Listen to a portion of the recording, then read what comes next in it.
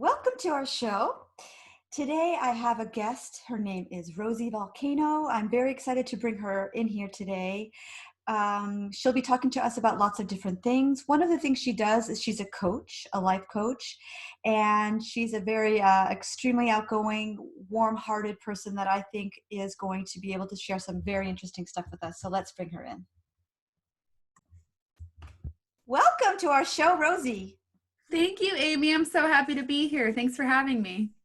Yeah, so I wanted you to just give us a little bit about your background. You're a coach now, and you're in San Diego, right?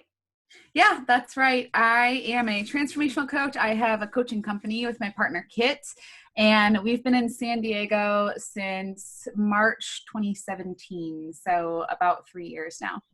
Okay, great. And tell us just a little bit about where you were before you were a coach, and then a little bit about how you got to become a coach and what you're doing now. Sure. So this is really interesting that you bring up this question right now because Kit, I don't know if you know this, but Kit and I are right in the middle of what we call our Get Yourself Together challenge, which is this week-long challenge we do online where we tell our whole story of how we got here and all the transformations that we've been through that have led us here. And we invite people in to come work with us and do the same work, that we have worked on for years and years and years. And so we've been doing a lot of thinking and writing and processing around how we got here and who we were on the way here. And so it's really like perfect timing because my head has just been in all of those stories so deeply for the last few weeks while we're like, we do this challenge 3 times a year. It's our 8th challenge. So we pretty much have all this stuff memorized, but you still, you think about it. And then also, funny enough, this morning I woke up to a memory popping up on my phone of exactly 7 years ago today. I posted a video from the morning of one of our forest yoga teacher trainings. So we were at this teacher training. It's a month long, as you know, and we were in San Francisco for a month, waking up at 4 a.m. every single morning, and I would make everyone from my house, when we were riding the bus together, listen to New Kids on the Block with me to get us pumped up. That's hilarious. And so, yeah. So there's a video of me like with green hair, just like singing New Kids on the Block, giving them all lap dances while we're on this bus full of construction workers going to work at 5 in the morning. And it was just like it was such a pivotal moment for me because it's a silly video, but really it signifies a huge turning point in my life that has brought me directly to where I am today. So I was a body worker, massage therapist for many years before that video was taken. So that was from 2013. I started doing body work in 2007. So I was like 22, 23. And I always knew that I was meant to heal people, help people. I didn't realize how much of an energy worker I was or how much of an empath I was, and also how much of a codependent I was. And so for years and years and years, I would just take people's pain, their trauma, their stories into me and hold on and be like, I got you. I'll just take your pain for you. It's okay. Just give it all to me. I can handle it. I'm 22. Yeah. And I just did that for years. And it was right before I found forest yoga that I hit a big breaking point. And essentially I'd been a big fan of yoga, but I was a big fan of like masochistic yoga, like Bikram yoga, where you're essentially punishing yourself and not facing your problems.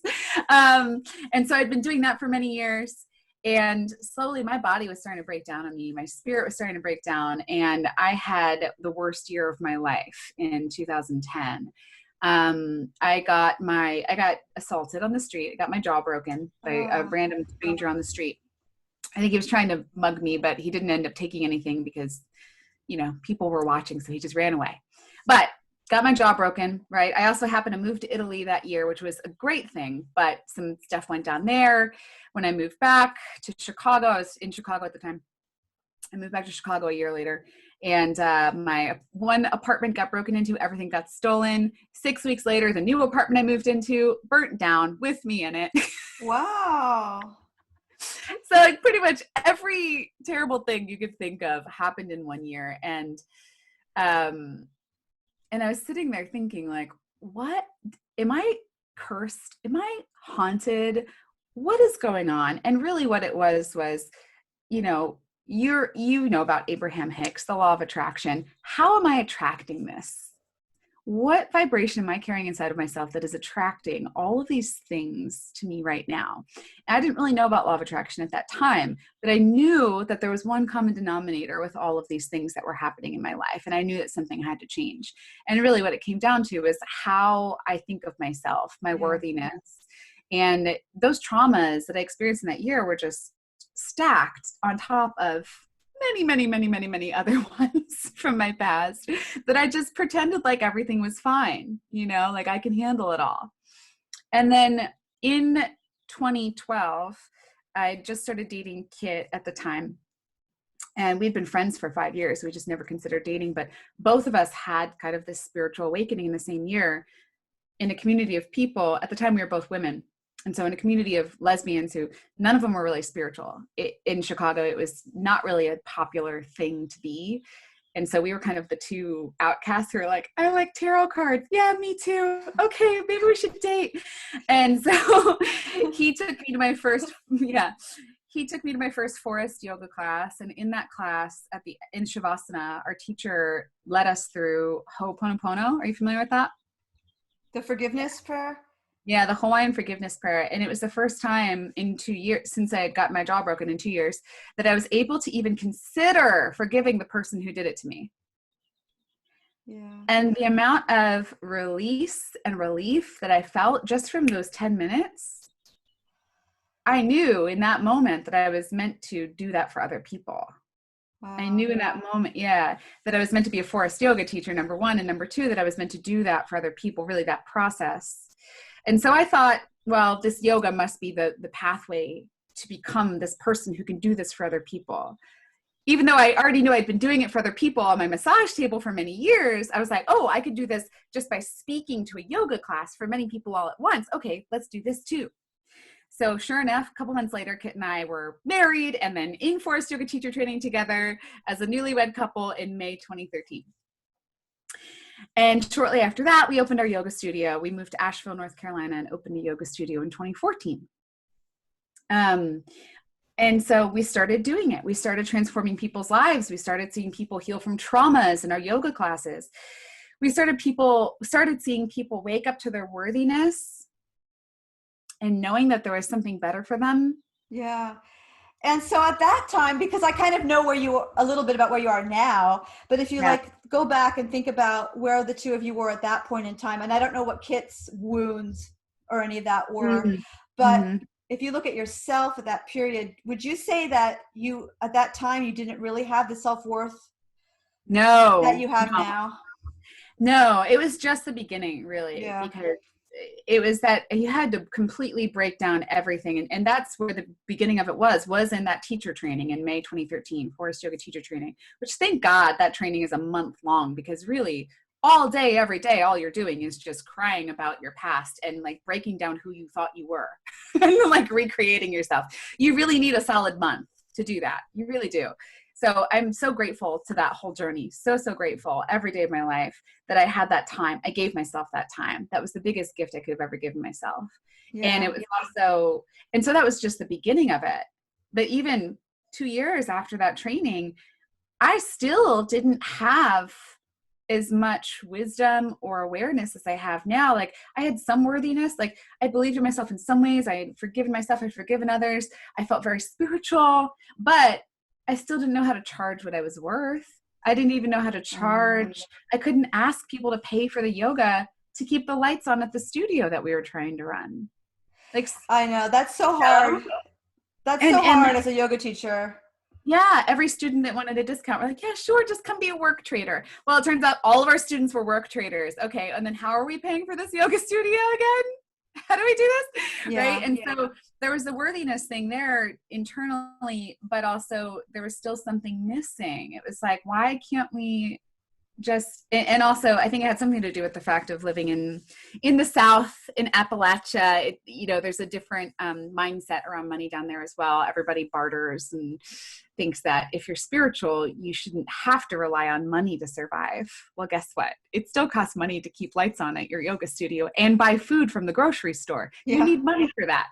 You can't just forage in the forest for mushrooms every day and survive on just that, right? And so that was the breakdown. Is we tried to run that yoga studio for about 2 years, and it was the most stressful thing, on top of the fact that during those 2 years, Kit decided or realized that he wanted to transition female to male. And so that added some stress on as well. Of course, it made sense to both of us. We're like, oh, duh, why didn't we think of this before? Let's do it. Do it for sure. I'll support you. Of course, but it's still a very stressful thing to go through, hormones and things like that. And so our marriage was falling apart. We were going into debt. We put all of our savings into opening that studio, and it was just barely getting its head above the water by the time we decided to close it, because after almost 2 years, we realized it's not worth the stress. Why are we in Asheville, North Carolina? What are we doing here? Did not want to be there. Yeah. And even if the studio did get its head above water and stay there, we'd still be really married to it and chained to it. Yeah. Even, you know what I mean? Definitely. And really, one of my life's deepest desires ever since I was a little kid was to travel and to see the world. I had National Geographic magazines that I collected as a kid because I just wanted to see the world. And that was something that, as a brick and mortar business owner, it's very difficult to do. And so all of that combined, this is crazy. This is going to be so crazy for you. Okay, so all of that combined, we are stressed out. We're on the brink of divorce. We are just like breaking down. We're super skinny because we don't even have enough money to buy food. Like, we just had to share the smallest amounts of food. Our relatives were sending us money. I've relied on myself since I was 14 years old, never asked my parents for money. And all of a sudden my dad is sneaking money into my checking account. I was like, I don't even know how you have that information, but okay, Dad. Thanks. Wow. Yeah. 30 years old, and so it's a very humbling moment for me, being this like self-sufficient person. I can take care of myself. I'm fine, and so we're at this moment. We don't know what to do. We're $1,100 short on rent. It's February 1st, 2016. And February 1st, 2016, I'm sitting at my desk trying to write a newsletter, trying to get people into the studio. $1,100 short on rent. And we had never listened to Abraham Hicks at this point. This is the fun part, okay?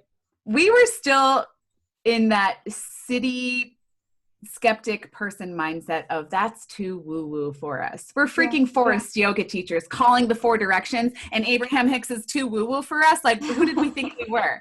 But and so like I'd heard the name, but I didn't really know what it was about. I knew Law of Attraction. I knew The Secret. I knew the kind of more mainstream side of things, but we weren't applying any of that stuff. That's for sure. And so I'm sitting at my desk, and all of a sudden this voice comes out of nowhere in my head and says, listen to Abraham Hicks. I'm like, okay, fine. I'll do anything at this point. Sure. So I put on my headphones as I'm trying to get some inspiration to write. And little did I know, Kid is in the other room scrolling on his phone like he does when he's stressed out. He just shuts down and scrolls on his phone. The same exact video. No way. Popped up on his phone. This is before our YouTube accounts were connected. So we weren't even on the same account.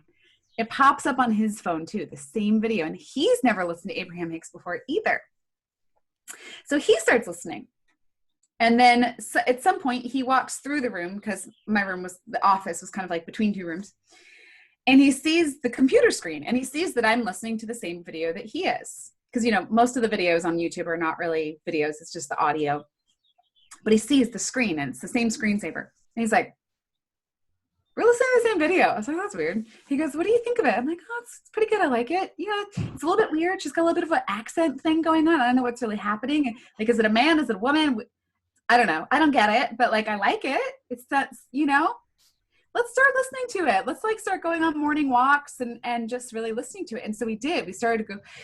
We had this beautiful mountain trail in a forest right outside our front door, because Asheville, North Carolina, we're in the Blue Ridge Mountains, and we happen to live right next to a trail. And so every morning we take our dogs out and we would play Abraham Hicks on speaker on our phone and listen to it together as we walked. Yeah. So And we tell the people that are listening, tell the people that are listening that don't know what Abraham is. Like, how would you explain? Yeah. Okay. So Abraham Hicks is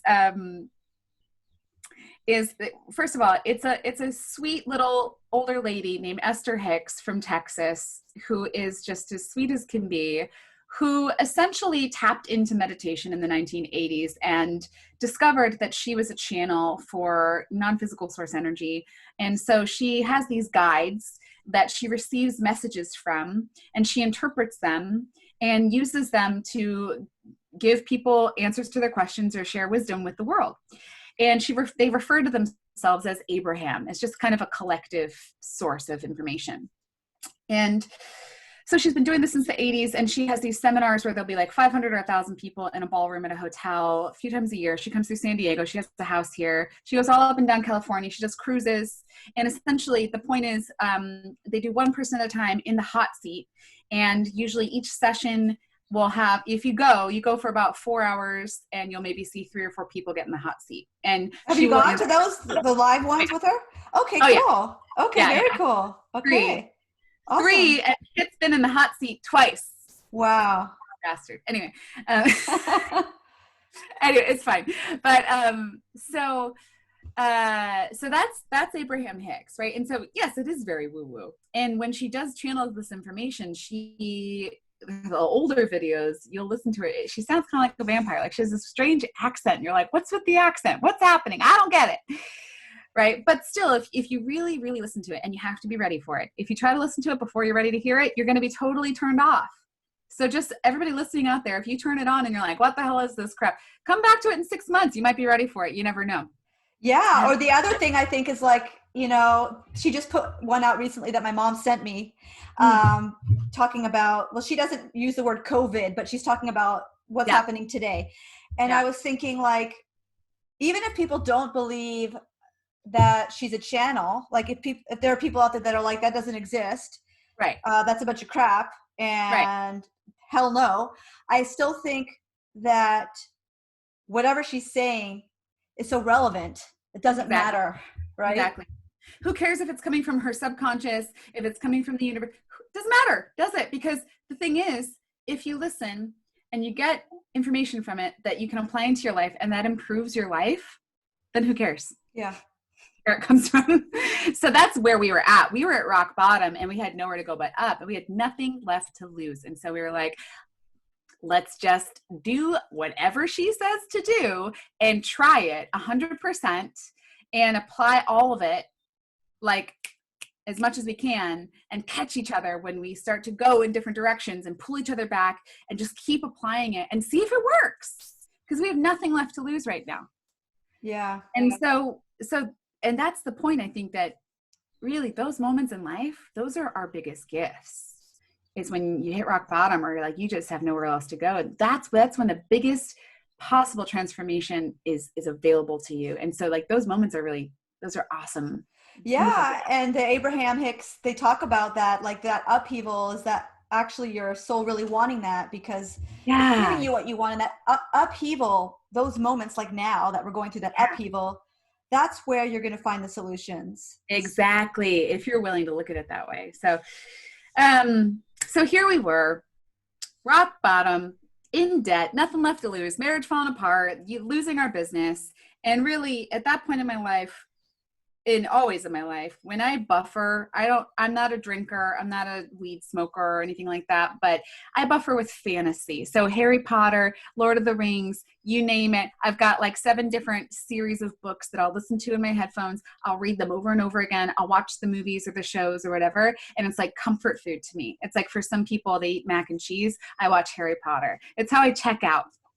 It's how I avoid thinking about my feelings. And so at that point in my life, I had been listening to a lot of Harry Potter, because every time I would get mad or sad or overwhelmed, I could just pretend I was going to wizard school in Scotland. And so, with Abraham Hicks, what they talk about is don't think about, in very, very basic terms, don't think about what you don't want, because it's going to draw more of that to you. Think about what you do want. And so at that time, I've been thinking a lot about, I've always wanted to go to Scotland. That is a place that I've always wanted to visit and see. I want to see the castles. I want to see Edinburgh. I want to see where J.K. Rowling wrote Potter. I want to see where a lot of my favorite fantasy novels have taken place, the standing stones and all of the magic and the, that kind of thing, the fairies, Rosslyn Chapel. I mean, all of it. And so I've been thinking a lot about Scotland. And so we started listening to Abraham Hicks, and within 1 week, we had Jumbo, who is a mutual friend of ours, who's a forest yoga teacher, and Brian Campbell, another forest yoga teacher, ask us if they could come host their very first yoga body workers training at our yoga studio in Asheville. An opportunity that could make us possibly, an unlimited amount of money, but if we did it right and we actually helped them get people into this training, and between the split that we would all make, it would really, really help us out. We made about $10,000 from that. So that was a big opportunity that came our way within a week. We did it. It was super successful. We got 30 people to come to this training, and it was the most amazing connective experience for all of us. And that really was like the catalyst that opened so much up. A week after Jumbo and Brian called us, another forest yoga famous teacher from Scotland called us as well. We didn't know these people before, really. They just knew us from the internet. Finlay Wilson from Scotland called and asked us if we wanted to move to Scotland and teach at his yoga studio for 6 months. Yeah. And did you do it? Like, well, yeah. Awesome. So like, when do you want us? I think it was March when he called us. Yeah, because it found Abraham in February. Finlay probably found us around the end of March, and then we moved to Scotland in June. Awesome. Yeah, and we stayed there till the end of the year. Yeah, and it was the dream come true. I mean, I got to see all of Scotland. I got to get paid to live in Scotland teaching yoga to amazing people. And all of the people I met in that year, from the yoga body workers training to living in Scotland, all of them, it was like this very magical connection. And so at the end of that year, Kit and I decided to move back to the States. We moved to California because his whole family lives here. And we decided, you know what? It's time to hire a business coach. I don't know where we're going to go from here. We don't want to own another yoga studio. What do we do?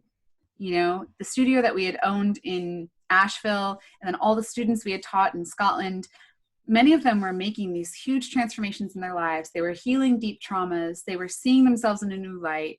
And so one thing we knew is that we were already coaches. Yeah. Both of us had been coaching for a very long time. I would coach people on my massage table. Kit used to be a hairdresser. He would coach people on his hair chair. And so both of us had already been coaches for many, many years before we actually became coaches. So we started receiving coaching for the first time. We realized, oh, we're already really good at this. Great. Okay, cool.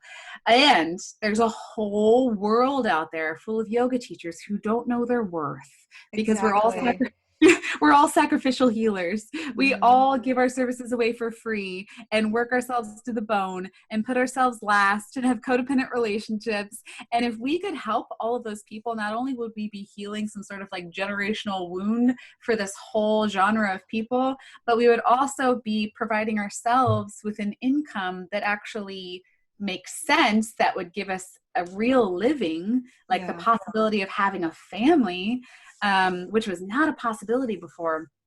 And sure enough, we opened our first coaching program and filled it with yoga teachers. And then we opened another coaching program, filled it with yoga teachers. And then eventually they wanted to learn how to be coaches too. We're like, oh, okay, sure. We'll teach you how to be coaches. Boom, there we go. And so within the first year of doing that, we had a 6-figure year.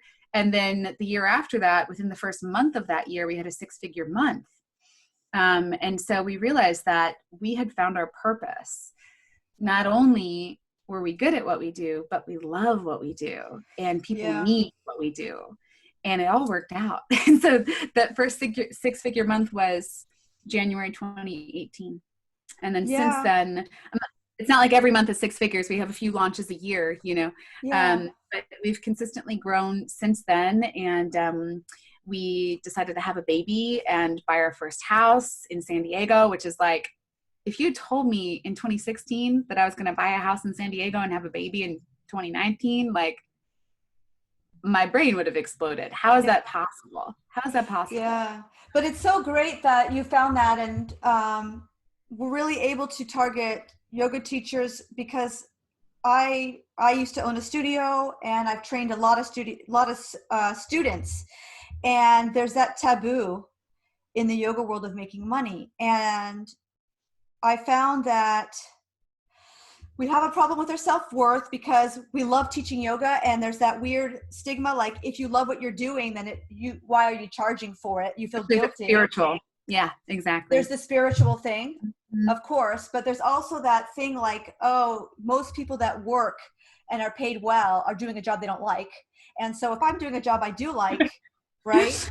I feel like It's there's so that, weird, right? but it's out there, right? Don't you think? Yes. And it's just like, I was thinking about, like, I don't know if you've, I'm sure you have dealt with mean people, mean or jealous or envious people, whether it's through emails that are like this long, right? That last like 20 hours, and you're like, thanks for vomiting on me. Whatever the projections and the hate or the envy or the whatever it is, I have found comes often from our own yoga community, because there's that lack of self-worth. And so when you start to be successful as a teacher, they start saying deep down, they're like, I want that, but I don't believe I deserve that. So I'm going to go shit on that person. Yeah. Like, I felt like that's kind of been a pattern. And so when I realized that, it's like, wow, that person probably wants to make a living and probably wants to do well, but they believe deep down they don't deserve it. They're not worthy. And Yes. then you have this mixed message going out to the yoga community, because sometimes students are seeing, oh, that teacher doesn't charge a lot, or that teacher's doing it for free, or that Mm-hmm. teacher's doing it for free because they don't need the money. But why Mm-hmm. are you charging? And so then students get confused, and they Right. think, well, why should I pay for yoga? Because some teachers are doing it for free, or some are Yeah. doing it for $5 on the beach. And Yeah. then, so I was thinking about all this, and I thought, it's our fault. It's the yoga teacher's fault for that out there, for us thinking we don't deserve it, for us Mm-hmm. treating each other like not very well sometimes because there's jealousy. If I'm not making it and you are, then you're not spiritual anymore. How Oh dare yeah. you? Who are Oh, you to, have you dealt with that? You know what I'm talking about, right? absolutely. Yeah. Yeah, definitely. And what's interesting is that we've built a community of people who we have awakened to their own worthiness. And so Yeah.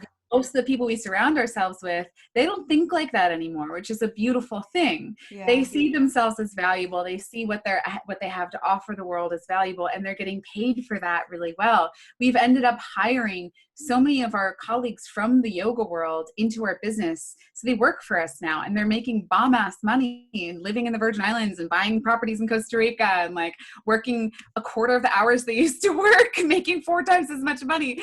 And so it's like, we've kind of like helped them discover this new life, and it's beautiful. And so sometimes we forget that there are still people out there that haven't broken through those beliefs yet, because we've really just like filtered them out in a lot of ways. And usually people are attracted to us because they're ready for that change, Yeah. because they're ready to change their mindset, which is great. And so we're sending our messages to the right people now, and Yeah. kind of avoiding the other people who really don't want to change, because that's what they say about how many therapists does it take to screw in a light bulb or something like that? It's like one, but they have to want to change or something like that. They have to want to do it. It's just, it's like you can't force transformation on somebody. You can't force somebody to change their beliefs. They have to want to change their beliefs first, and they have to be willing to ask you to do it, right? Yeah. And so, Absolutely. but it's funny you bring that up, because we recently started running ads. We've built this whole business organically. We built, this $500,000 a year business organically. We just started playing with ads in the last 6 months or so, just to see what would happen, because why not get bigger? Why not spread this to more people and grow exponentially, instead of this kind of like, oh, we've already been growing pretty exponentially, but we've been able to handle it. And now we're like, okay, let's step it up. Let's see what happens with ads. And so we've been putting these ads out there, and the comments that you get from random strangers on Facebook ads, man, if you're not prepared emotionally to read them, just don't even look at them, because sometimes people can just say the most horrible things out of nowhere, and you're reminded, oh right, not everybody does this work. Yeah. Not everybody has this perspective. You start seeing the beliefs of like, oh, spirituality you can't sell spirituality. If you want to learn this stuff, you can learn it for free. It's available everywhere. You name it. All these comments, and then of course the just straight up mean ones like, oh, you look stupid or whatever. Don't really pay attention to this.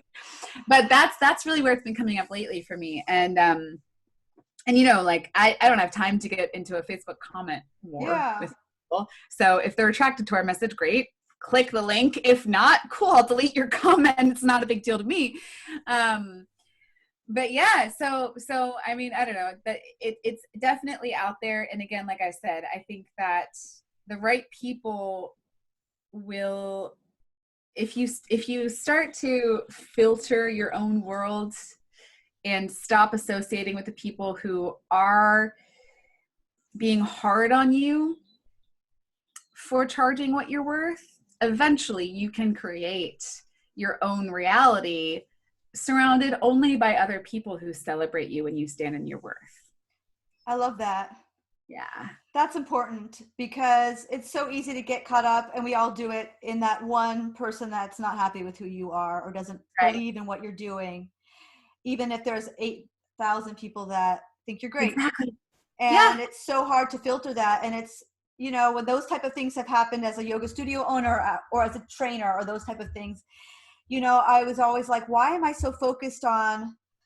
questioning so much myself from this one person when everyone else is blossoming and opening and transforming and happy and on their own path and not even worrying about who I am?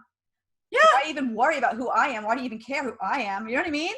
And, but it was always hard for that. And then I always think like, well, if you want to take it back to like the Abraham Hicks vibrational thing, it's almost like a sign like, oh, we don't vibrate together. So this is a sign that I need to like let go of that, because we're not together, and I don't need to force some weird pairing up of something if it's not going to work out, even though human nature, you kind of want to resolve conflict, or you want to prove to somebody like, no, I do like what I'm doing. I do believe in you. I do whatever. I am good, whatever, right? Sometimes you have to let it go and be like, oh, they don't believe in me. They don't like me. They don't. Yeah. And one of my favorite phrases that I remind myself of in this time is, your vibe attracts your tribe. So if people are not attracted to your vibe, then they're not part of your tribe, and that's okay. They're going to be part of somebody else's tribe. Absolutely. Yeah. And what I think, like, so you're telling me that, so you've had a lot of different phases in your life to get to where you are now, and you have hit rock bottom, and you have managed to figure out where you belong and where your gifts are and where your value is. And you've done that with Kit together. You've built something that's like your own little empire, right? And now you're like, okay, well, it works. We love what we do. We're great at what we do. We've made major changes, like helped people make changes because they wanted those changes. It was nothing forced. It was like, this was their time and they wanted to do this. They came to us and we all did it together. Like, you need both sides to be ready, right? Like in the coaching world, do they still use the term uncoachable? Oh yeah. Yeah. Okay. So like, so like you have people that might talk to you and then you realize, oh, they're probably not coachable. Like, well, you have to use discernment before you label somebody as uncoachable, because oftentimes what I find, and this also comes back to Abraham Hicks, is a lot of times if somebody seems uncoachable at first, it's something that you have to transform inside of yourself as the coach. So you have to think, okay, are they uncoachable because I'm triggered by them? And am I talking to them in a way that is putting their guard up because I'm triggered by an aspect of them? And if that's the case, you really have to say, okay, well, what layer do I need to transform to be a complete neutral, open channel for them so that they can get their transformation? And a lot of times that will remove that uncoachable label. But sometimes Sometimes not. Sometimes people just are straight up uncoachable, or they're not coachable by you. It's just not a good fit. And that's okay. But, so yeah. Yeah. And then the other thing with coaching is like sometimes people have specialties, or they start to have specialties, not because they chose them, but just because their experiences are attracting certain people because they're good at helping certain people with certain experiences or certain transformations they want to make. And so would you tell us a little bit about where you think your movement and specialty is right now? Yeah. So like I've said, we've coached a lot of yoga teachers, but really when it comes down to it, we find our tribe, the people who are most attracted to us are in that category of like sacrificial healers. So whether it's a yoga teacher, massage therapist, energy worker, psychic, along those lines, Yeah. or because oftentimes they go together, but like if you've ever seen the show Glee, Yeah. or The Greatest Showman, movies and shows like that, where it's kind of like a team of people who have all previously been outcasts or misfits, people who felt like they've never fit in. Those are the types of people that end up really resonating with the way that we do our work the most. And because we show them that you can be different and successful. We show up to our webinars wearing unicorn onesies and rainbow wigs and Kit's a man that used to be a woman and I'm a lesbian. And it's like, who are these people? We have a 4-parent family. We have a baby with another couple that we're raising as friends. It's like we do life differently. We look different. We think different than most of the world out there. And we're successful with it. And we're happy and functional. Yeah. Like, you know what I mean? Like, what? A lot of people will grow up a certain way or have certain beliefs to where if they heard these things from the outside, they'd initially think, oh, wow, that's messed up. But then they get to know us and they realize, oh, wow, you guys actually, because you have 4 parents, you have to be even better communicators. And so there's less passive aggressiveness. There's less, and like, wow, oh my gosh, I wish I had that in my family. Can you teach me how you communicate as a family? Yeah, sure. Right. And so that's who we tend to attract is people who have always known that they were different, and we teach them how to make what makes them different. That's what makes them special. That is their biggest asset in life. Yeah. And I just see that, I see that so natural in you. Like, I don't see it as something, maybe you had to learn it, but I just feel like it's who you are, because you're living such an unconventional lifestyle, but somehow it seems so normal. Yeah. It just seems like maybe it's feeling secure in what we do, mm-hmm. and happy with the way we're doing it, and no need to prove anybody wrong, or because sometimes you see like rebels out there, like really pushing like that they're so unconventional, but it's in such a rebellious way that it's not authentic, right. And you're like, oh God, really? Right? Or there's maybe more of the type of people that you're getting. It's like people that don't want to be seen because they haven't fit in the way that society says they should. And so they kind of like don't want to be seen. And so then mm-hmm. they're not secure or confident. So they don't seem to fit in because they really don't feel like they do. Yeah. And they never have really been. And then it's just this weird cycle. But I feel like it makes so much sense. Here's one of the best examples of that. And yeah, you're right. Like, I have always been this way. I was born this way. I grew up in Baltimore City, which is mostly Black. And I grew up in a neighborhood where most of the people in my neighborhood, very, very small part of the neighborhood, were white, in a religious cult together that my parents had been in. They kind of quit when I was born, so I didn't necessarily grow up in it. But all those kids, all my family were in it. I grew up around them. They were all my friends. And so it was a very interesting childhood. And what was the cult like? Is it based on a religion or? Yeah, it was a Christian cult. Okay. It was a community, right? But they were very, very strict. You couldn't talk to people outside the community. You had to wear certain things. They didn't celebrate certain holidays. Like, kids weren't allowed to celebrate Halloween, that kind of thing. And there was some corruption, of course, typical cult stuff. But anyway, so very interesting childhood. And then when I would go to public school, I went to pretty much an all Black school.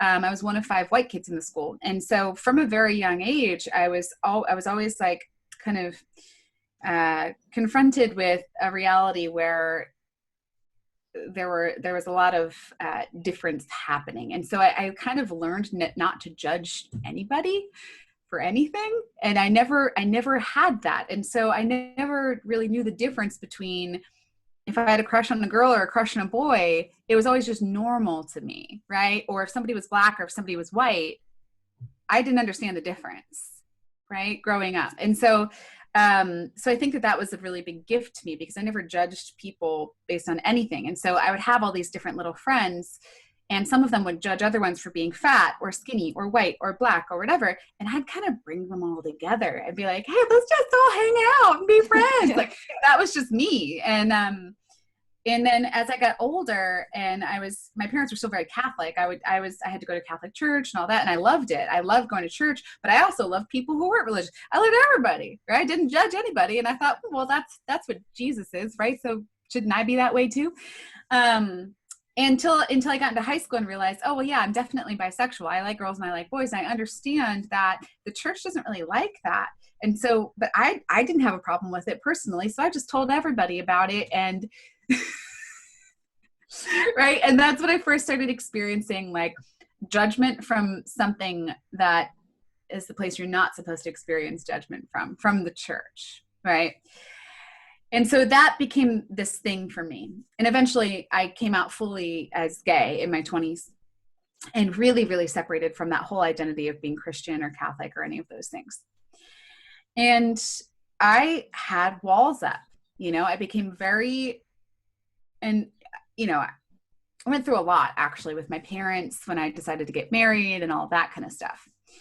And so I had a lot of walls up against Christians. And I just assumed that all of them judged me. And so I would judge them before they ever got a chance to judge me and just stay far away from them so that they didn't have a chance to judge me. Yeah. I made assumptions about them, and I made just as many judgments about them as they made about me. Oh, they're closed-minded. Oh, they're conservative. Oh, they are homophobic. All of them. Yeah. Yeah. Right. So we're doing the same things to each other and not talking about it because we just stay away from each other. So when Kit and I moved to San Diego, we joined a coaching program that was run by a Christian guy. And there were 50 people who joined our group coaching program at the same time. And 80% of them were Christians. And then there were maybe 3 or 4 other gay people within that group. So it was very interesting. And we had several live events that we would do together, very deep personal transformational events, kind of like Tony Robbins style, like you're just laying your heart out, laying your trauma out, your stories. And after that first 4-day event, spending 4 days in a room with these 50 people, all of a sudden, we all realized all the judgments we were holding about each other before we even knew who each other were. And by the end of that year of working with them, all of our judgments that we had been carrying about Christian people was like blown out of the water. And all of a sudden we realized we were being just as judgmental as they were being.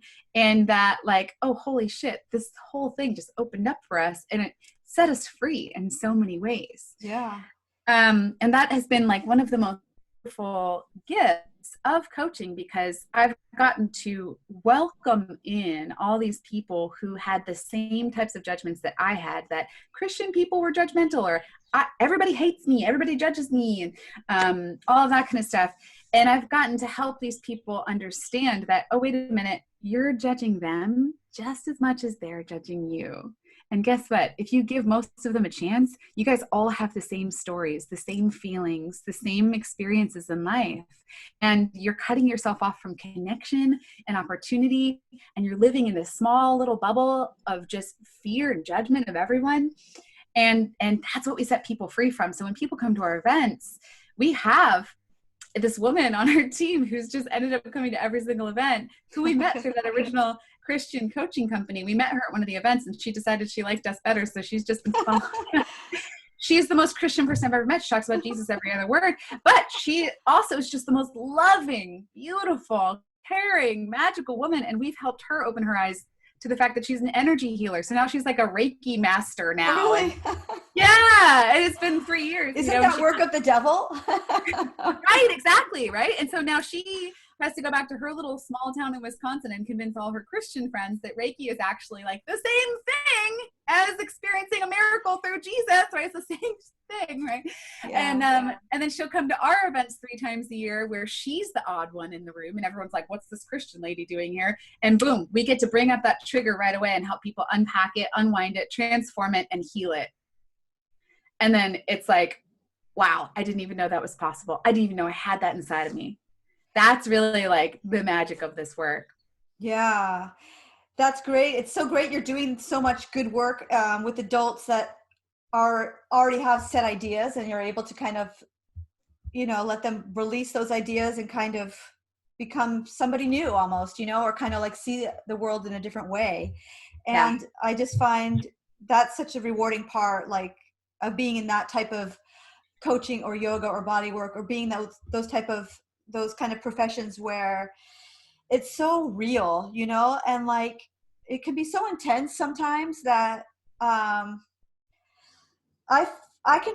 found it's intense. Like you said earlier at the beginning, you would take everybody's pain, and like, how have you worked through that now where you're empathetic but not sympathetic in the way that you're just taking it all and you've absorbed it? Like, how are you emotionally making sure that you stay somehow neutral after all those things? Yeah. So that's been also, I think, one of the other biggest gifts in my life is actually learning how to do energy work correctly. Because for so many years I was just taking it in and as my own. And it was breaking me down, body, mind, and spirit. And like I said, I reached that breaking point emotionally, traumatic, like that year of trauma, all of those things. And pretty soon after that, I started getting all of these opportunities to learn more. So a woman invited me to do her shamanic priestess training. A friend invited me to my first ayahuasca ceremony. So between plant medicine, learning about shamanism, and learning more about energy work, becoming a shamanic priestess, doing all those trainings, for the last 7 years, I've really been able to put into words what I knew I had been doing my whole life. Mm-hmm. Right. So I knew I was an energy transformer for people my whole life, but I didn't understand what that meant. And so that's why I was just taking it as my own, because I didn't understand it. Yeah. And now you really feel that difference when it's yours and when it's not yours. Yeah. Mm-hmm. And also, I mean, yeah, totally. But I think one of the most important things that I've been able to distinguish and work with is becoming a channel instead of a receptacle. And so the first thing that I really learned from anybody, and this was from somebody who worked with me at a massage place. I was working at a chiropractor's office, and I was like, what do I do? My hands are all red and swollen. And they're like, it's stored up energy. Like, you have to release the energy. And I'm like, what? That's woo-woo stuff. Like, I'm a clinical massage therapist. I just talk about myofascial release and trigger points and anatomy. And I thought I was so smart, right? But I would touch a point on someone's body, and he would release 10 years of childhood trauma and be like a baby crying in my arms for 45 minutes. I'd be like, oh yeah, that was you just released a trigger point, da-da-da-da-da, And so she's like, no. So the most basic thing that she taught me at that time was like, close your eyes, open up a door in the top of your head, and allow yourself to channel source energy. And as you exhale, open up a door in the bottom of your feet and let whatever you don't need, whatever's not yours, flow out of you and back into the earth, where the earth can recycle that energy, turn it into compost so they can create new life. And once I understood that concept, it was a very, very basic concept, a very, very basic visualization. I would do that grounding before and after each massage, before and after each yoga class. And from there, it's grown into much more intricate learnings about the nature of energy and the nature of entities and the nature of clearing things, and what is an exorcism, and what yours, what's not yours, what's something else entirely, what's, you know what I mean? And so you can go into a whole labyrinthian world of learning different types of energy work, but what it really comes down to is having a clear connection to your own intuition and making sure your own energy is clear, and knowing to trust yourself, and knowing that when you're experiencing something, whatever you think you're experiencing is most likely what you're experiencing. You just need to be able to trust yourself and your intuition when it tells you what's happening. And so since then, I've really, like, at our live events, I don't ask for it, but I start to attract people who are ready to release something big and deep and very intense. You've probably seen this with Jumbo before. Mm-hmm. Right? Same thing. And Jumbo's actually mentored me in how to work with this kind of stuff, how to work with entities. And so when something's ready to move, it finds me, and whoever it's about to come out of, it comes out of, and I work with it and I help it move. And it's interesting because most of the time we're at the point now where our community has grown so much that it's not all yoga people. It's not all people who have seen stuff like this before. Yeah. A lot of times it's a room full of people who have no idea what is happening. And even the person that's happening to has no idea what's happening. Right.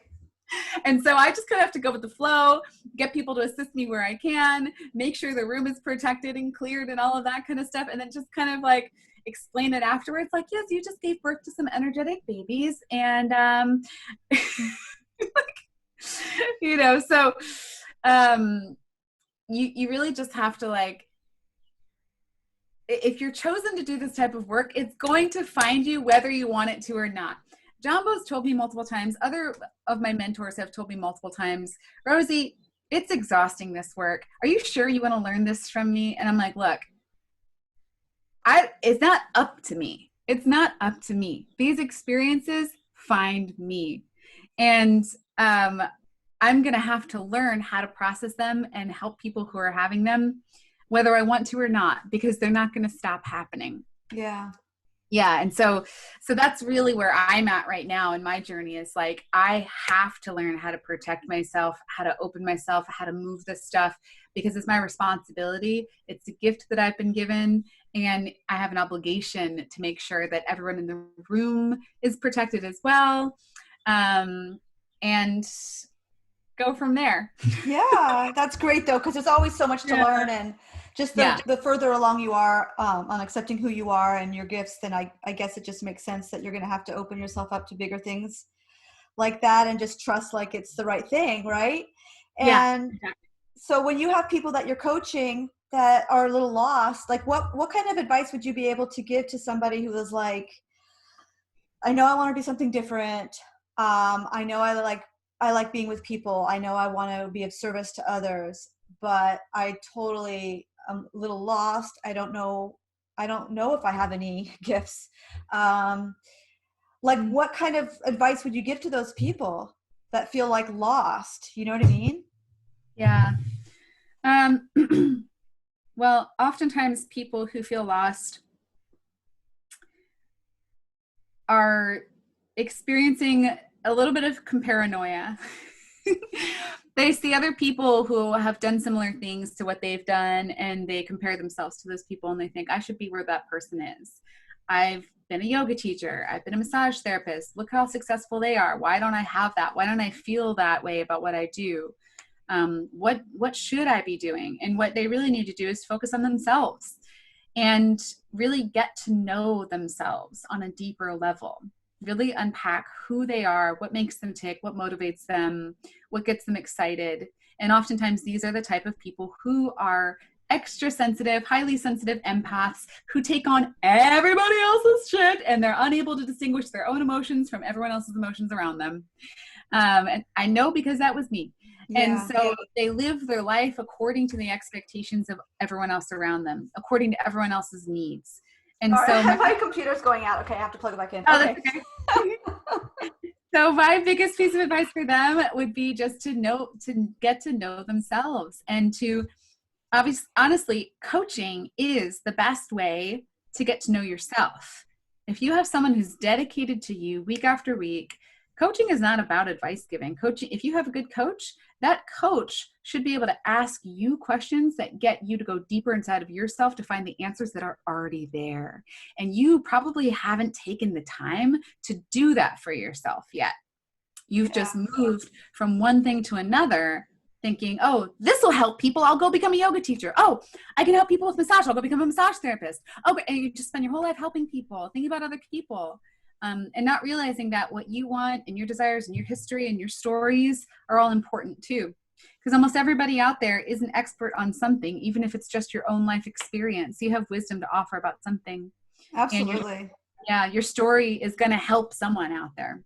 I agree. I feel that we almost have a duty, to share our knowledge with others, whatever way we feel makes sense to us. But all the experiences we had and the way we processed things, the way we've gotten over things, the way we've started over or continued with things, however, created, I feel like whenever we've learned something, I just find it so important to share it. And somebody will find it helpful because I just find that it's almost our duty. You know what I mean? And like when I'm talking to you, I'm almost also thinking like I'm imagining you back in high school and thinking like, it would, like now people in high school, I find that they have different challenges than you had when you were in high school or that I had when I was in high school. When I was in high school, it was, some things were opening up. Mine was more like the late 80s. So it was more like the new wave alternative type of things were ending up being the cool thing. So I think, right. And then cool. That seemed like, but I still know like a lot of my friends, my male friends who were gay were still bullied, still had to transfer schools, still felt like they couldn't share anything with people, even though I was kind of deep down jealous of the gay guys because I felt like they were the cool ones and I was not going to be that. You know what I mean? Like I was always kind of jealous of them. But when you look back, I know that they were struggling. And I just think nowadays it seems more open. It seems okay. People are questioning things. People are not. Oh, yeah. They don't need almost to know. All high schoolers I know are like pansexual, non-binary, gender non-conform. And I'm like, what? Go you. That's great. It's amazing. But like what advice, because I find that there's always kind of extremes going on. And I find that as humans, we need to find our own harmony, our own balance. I think when we're so extreme on one side of something else, I don't feel like it's a real harmony within ourselves. I mean, I still feel like it's part of who we are, but I just feel like there's some kind of harmony that needs to happen. And like, what kind of advice would you have? Like, would you coach teenagers? Do you think that would be helpful? Yeah. Oh yeah. I think that, most of the core beliefs we have ingrained into our brains happen between the ages of 5 and 10, generally, from the things that happen between the ages of 5 and 10. So there's really, really deep down core beliefs of I'm not worthy, or nobody cares about me, or my mom doesn't love me, or whatever it is. Those form at that age, and then they really get solidified in those teenage years. You use those beliefs to to make you determine who you have to be in the world to receive love. Yeah. And so if you had to perform or take care of your mom when you were little because she was depressed and she couldn't take care of herself and your dad wasn't around, then you'll do that in your relationship starting as a teenager. And then that will become affirmed over and over again as you get older. And then this is my story I'm telling right now, right? And you won't realize anything's wrong with that because it's always been who you are until you realize you're 25 and you've been so codependent that you've taken care of your partners since you were 14 and you've never done the thing that you really want to do with your life because you've been so consumed with being the caretaker emotionally, physically for your part, you know what I mean? And so yeah, as teenagers, that is the perfect time to receive coaching because then you get to identify those beliefs before they mess up your adult life. Yeah. And you get to reprogram them and choose new ones at a young age before you waste most of your 20s, doing the things that you don't actually want to be doing, or thinking the things about yourself that you don't actually want to be thinking. So coaching I think is really, really important for teenagers. I don't specialize in coaching teenagers, although I will get my nephews on the phone every once in a while and coach them a little bit when they've got tough stuff coming up. And I do love that. In my business, Little Volcano is the name of our coaching company. And we were just talking yesterday, funny that you're talking about this right now, yesterday, that we need to have a program for teenagers, just because of this exact reason. Yeah, it just seems so important. And I just feel like it just takes a certain type of person to be able to make a teenager feel comfortable, you know, and really be like, you can be exactly who you are. We're going to work with who you are. It's great. You know what I mean? And because it's that age where you're like trying to look cool or trying to fit in or trying to rebel because you're thinking, well, I don't want to fit in, so I'm going to rebel and I'm going to be like just totally out there and no one's going to understand who I am and I want it that way. Or however you kind of deal. Like I was more of the rebel. Like I just had to play it to the edge and just really like, I needed that. I had to get that out of my system. I didn't want anyone stopping me. I didn't care if it was dangerous. It was like, this is what I need to do. I need to find these edges, be with different people, see what that's about, see what their lifestyles are about, you know, expose myself to danger and deal with it and all these type of things that make me feel alive, whatever. But I think that that was such a turning point, of, at least in my life, where that's when I really started doubting who I am, low self-confidence, those type of things where you think, yeah, I trust my parents, but I kind of want to talk to somebody else, you know, like I kind of want to talk to somebody who doesn't know me, because I just want that openness of not being judged or somebody who thinks they know me, but they really don't. Like it's just a neutral person that's going to be able to help me sort through some things, you know? Yeah. Yep, exactly. Yeah. And I just think of like the teens today that I'm like, my daughters are teens now, 13 and 15. And I feel like, I think like parenting that age or even younger before that, like, because you have like a little boy, he's a little over 1 year old, right? Yeah, he's like 15 months. Okay. Yeah. So we'll talk about that a little bit if you have time, but like when they start, you'll notice this, or if you already haven't, like, so you have 4 people raising your son, right? So that's 4 personalities. I assume they're all strong personalities. Yeah. Yeah. I'm assuming, maybe not, but half of them have got to be, right? Yeah. And like I'm strong personality, so is my husband. And so you have your own beliefs about things, how things should be done. And then when you're raising your children, I feel like I had probably different philosophies through different periods of time, through different ages. And then I've changed so much in the past 15 years. So of course, the way I'm going to interact, or I have new philosophies as well. And then I have my partner who's gone through different things too. And I just find it can be so, I always wonder, like, as a parent, what message am I sending right now? Mm-hmm. And then sometimes, I don't know if you probably don't get that yet, but maybe you do. Like at night, like right before you fall asleep, sometimes you're like, you get like, oh, that sucked what I said or did today. Like, I wish I had it, right? So what I'm saying really is, cool about, go ahead. I was going to say, one thing that I'm really grateful for in having a 4-parent family is that we knew each other for 5 years and talked about being co-parents for 5 years before we had a baby together. And so we talked about all the different ways that we would want to raise a child. And we realized that we agreed on all the really important stuff. And not only that, having 4 people instead of 2, and it's not like all 4 of us are a couple, it's 2 separate couples. We're just friends.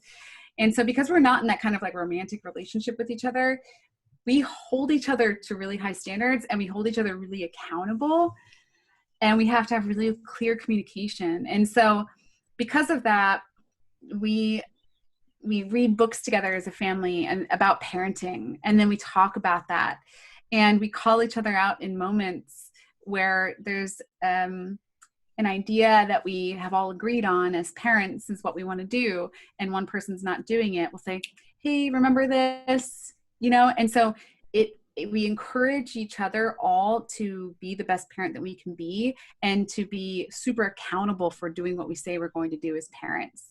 And if one of us slips or is not doing that, we kind of like gently remind each other with love.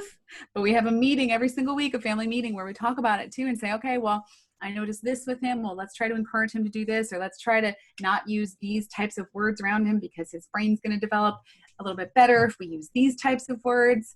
And that's been a really cool part of being a parent, that I feel like most two-parent families don't get a chance to do that. They don't get a chance to talk about those philosophies as much, because it's harder when you're in a couple with someone to be constantly calling them out. Hey, the Montessori toddler book says this. With just two people, we drive each other crazy. But all of a sudden, when it's four people, it's like, all right, this is our responsibility. We've all agreed to this. Okay, cool. Yeah. It must diffuse the energy a little differently too. Cause I don't know if you've noticed with Kit, but and it's still somewhat the beginning of parenting. Personally, I noticed my husband is different as a father, there's a side that I didn't know. And that sometimes may be surprising for him, and it's also surprising for me. And so it's like, wow, who's that person? I didn't know they had that trait or that belief or that way. And then, like you said, if it's just two, you don't want to be on somebody's back all the time, but you're the mom. So you have to make sure that things are being done in a way that you think is sending a good message. I find that sometimes it's really not complicated, but it can be somewhat challenging and intense emotionally, right? Oh yeah, definitely. But I think it also helps that we all do this work. We all do this personal development, personal transformation work all the time. And so we're always looking for ways to evolve ourselves, to call out our own emotional beliefs, traumas, or triggers from our own childhoods and transform them so that we can be better people and better parents for our child. And so to be all on the same page with that is really important as well, because if only one of us was doing that type of work, or even just two or even three of us, but somebody wasn't, that would be really hard, because that person would just prefer to be ignorant to what triggers them. But all four of us are aware of this, and all four of us want to be doing this work. So we're always looking for opportunities to unpack those old childhood wounds. That's a good way to look at it, because I feel lucky because my husband's so open to my observations, that's great, and takes it very seriously. And I think I'm grateful for that, because we're both growing so much. And on the other hand, sometimes I think it'd be nice just to not have anything emotional going on ever. It would be nice to just have, right? Wouldn't it just be nice to be a robot? Just for a day. I know. And then what's so funny is the times I've chosen to get away as a mother were the 2 times I did the advanced teacher training in Berlin with Anna for 10 days, which was obviously extremely emotional, and the 30 days, which is even more emotional. So I find it funny that those 2 times I had a chance to those were the times I decided I'm going to be away from my family for a long time. Yeah. But I was working on myself that whole time, but it's good to all be on the same page of dealing with our stuff, overcoming things, so that you evolve, like you said, and you have a way to deal with things in a different way, or a more positive or healthy way, or whatever word you want to use. But so before we just close our interview, I just wanted to ask you about being a mom and running your coaching business, and what do you do in your life to find balance, to feel grounded, or to feel nourished? What are the types of things you're doing? Yeah, that's really important. I tend to, being a former codependent empath, sacrificial healer, that's the biggest pattern for me to unwind and reprogram, is the pattern of self-love and self-care, and making that a non-negotiable thing, a non-negotiable part of my life, especially as a mom. I feel like I'd just gotten that down right before I gave birth. I was like, boom, when you get pregnant, all of a sudden the need to take care of yourself becomes a lot more important, because it's not just you you're taking care of, it's also a little creature inside of you. So you're like, yeah, you go to bed on time. I meditated for an hour every single day at 5 a.m. I went for a walk every single day. I didn't check my email to a certain time. And I really got into that routine. I was like, yeah, I got the self-care thing down. Yeah, it's because I had another human inside of me. So it really wasn't self-care, was it? That's okay. And then the human comes out and you're like, oh crap, now I don't have time for anything. Now I got to figure it all out again.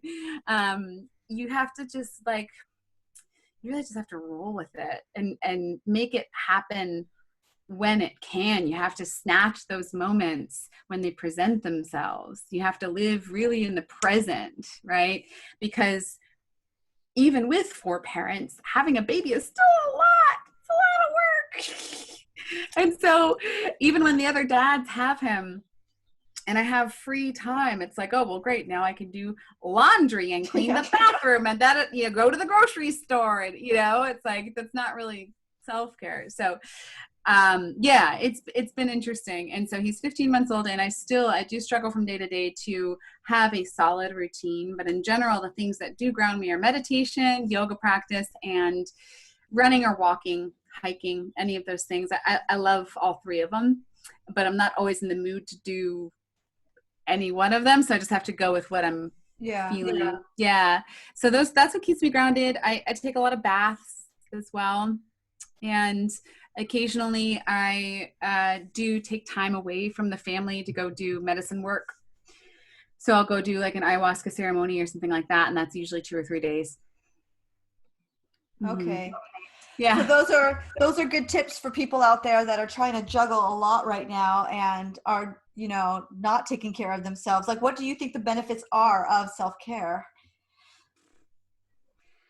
I mean, it's the difference between living a joyful life, a joyful, fulfilling life, or living a stressed out, self-sacrificing life, you know, for me anyway. And I think it's different for everybody. It really is, again, just about coming down to knowing yourself and knowing what makes you tick and what you need, and asking yourself, is this the life I want to live? And knowing that actually, here's the most important thing. It's your responsibility to live your life to the fullest and to the most joyful, so that you can be an example for your children of how to live the same way.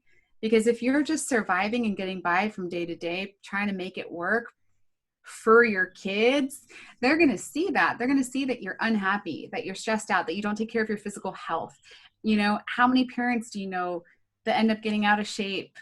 And getting a little out of shape isn't the worst thing in the world, but when you stack that up over time, it can lead to joint pain, diabetes, you know, all kinds of illnesses and diseases, autoimmune stuff. I mean, like, you name it, right? Stress, the stress hormone, cortisol, having high levels of cortisol in your body over time can make you more susceptible to cancer, can give you migraines. I mean, insomnia, all kinds of terrible health problems that are going to make you show up not as a great parent, because you're going to be snapping at your kids. You're not going to be feeling good. They're going to see that, and then they're going to repeat the same patterns.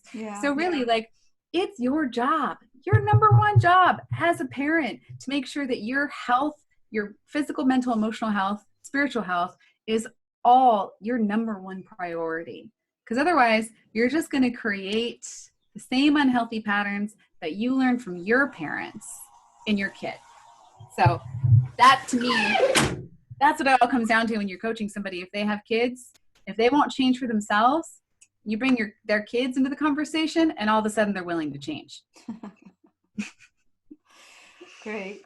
Well, I wanted to thank you so much for sharing so many different things with us. There's so much richness in everything that you gave us today. And once this is on my website and YouTube, there will be links so people can also, if they want to contact you, find out more about what you do and get coaching done, or any of the other services you provide, they will have that information.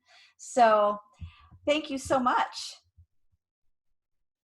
Thank you, Amy. It was really a pleasure talking with you, and thank you for the awesome questions. You're welcome.